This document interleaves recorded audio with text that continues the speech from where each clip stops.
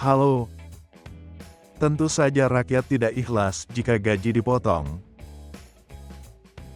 Apalagi buat difabel seperti Tonan.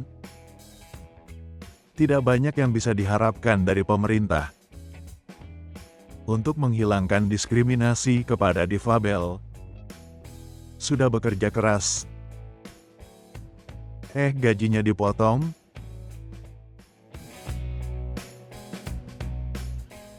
Tentu saja rakyat tidak ikhlas jika ujung-ujungnya dikorupsi. Sudah banyak contoh sebelumnya.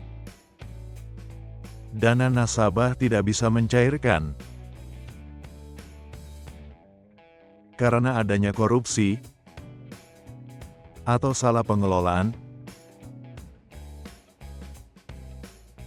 salah investasi, sebut saja Taspen, Jiwasraya, Asabri, dan lain-lain. Dana rakyat yang dikelola oleh instansi pemerintah, dana yang digalang dari rakyat, lalu diinvestasikan oleh badan pengelolanya. Tapera ini namanya tabungan. Tapi sebenarnya bukan tabungan biasa. Tapi ada investasi. Tapera pakai istilah pemupukan. Ada-ada saja.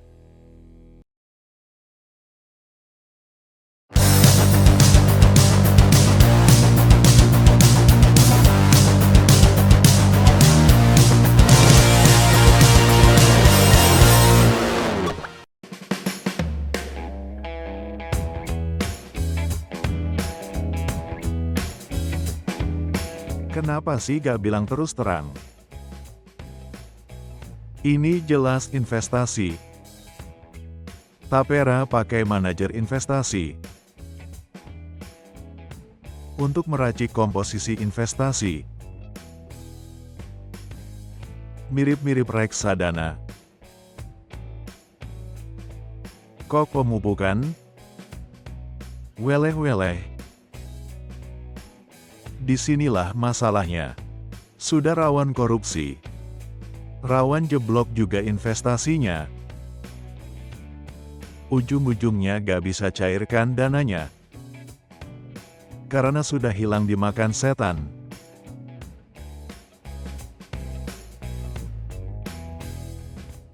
Kalau pemerintah memang berniat untuk membantu rakyat, berniat membantu rakyat supaya punya rumah, langsung saja kasih subsidi.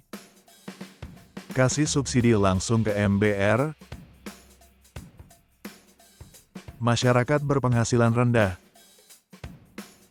Gak usah menggalang dana seperti ini. Kalau memaksa penggalangan dana dengan cara begini, rakyat jadi curiga. Rakyat curiga ada udang di balik batu. Benarkah untuk membantu rakyat? Atau untuk membantu program yang kekurangan biaya? Karena anggaran negara tersedot untuk program berbiaya besar.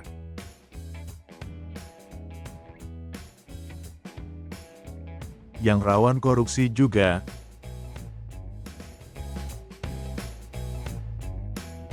Maka pemerintah perlu dana segar untuk melancarkan arus keuangan negara. Makanya perlu paksaan menggalang dana rakyat. Kalau ada penggalangan dana besar-besaran begini, maka sangat rawan korupsinya. Potensi korupsinya semakin besar. Lantas, apa keuntungan rakyat sebagai nasabah Tapera? Begitu nasabah Tapera mau mengajukan KPR, begitu nasabah Tapera mau mengajukan biaya pembangunan, Begitu nasabah Tapera perlu biaya renovasi rumahnya.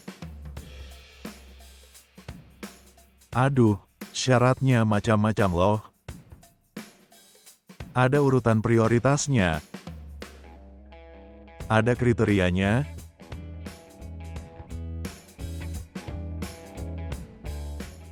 Dua kriteria pertama masih wajar, yaitu berdasarkan lamanya masa simpanan dan kelancaran setoran. Nah, dua kriteria berikutnya ini bisa jadi masalah, yaitu ketersediaan dana dan kemendesakan kebutuhan. Nah, ini bisa mempersulit nasabah. Waktu menarik setoran pakai paksaan pemotongan gaji, giliran mau mengajukan pembiayaan pakai urutan prioritas, harus menunggu dulu. Menunggu tanpa jaminan kepastian. Gimana kalau ujung-ujungnya kayak Taspen, kayak Jiwasraya dan Asabri? Duitnya hilang, kan? Seharusnya, keputusan untuk menabung adalah hak, bukan kewajiban. Apalagi dipaksa dengan pemotongan gaji. Mau menyewa dan membeli rumah juga hak. Negara tidak boleh membuatnya jadi kewajiban. Memaksa warga negara melalui pemotongan gaji. Kok bisa ya negara bikin kebijakan kayak gini? Kebijakan selain pajak untuk mengurusi gaji warganya orang, tanpa bertanya dulu kepada pemilik gajinya. Sampai ada rakyat yang curiga. Sampai curiga apakah ini akal-akalan? Cuma akal-akalan buat sumber korupsi baru? Ada juga netizen yang bilang lebih percaya celengan Bagong di rumah daripada duit dititipkan ke negara. Hahaha. Begitu deh kalau rakyat sudah curiga. Kalau rakyat curiga sama kebijakan yang dahsyat anehnya, mau gimana lagi?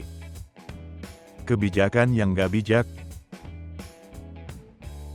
nantinya jadi ladang korupsi lagi. Apa masih kurang bukti? Tapera ini ujung-ujungnya sama saja dengan yang sejenis sebelumnya.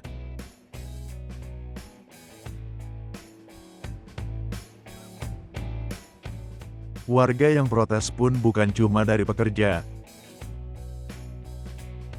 Bukan cuma masyarakat sipil yang protes,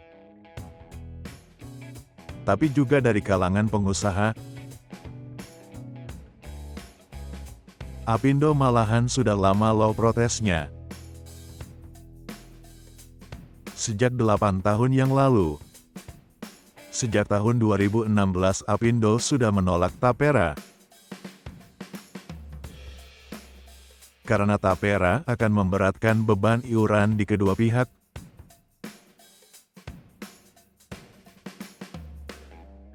Memberatkan pelaku usaha dan pekerja.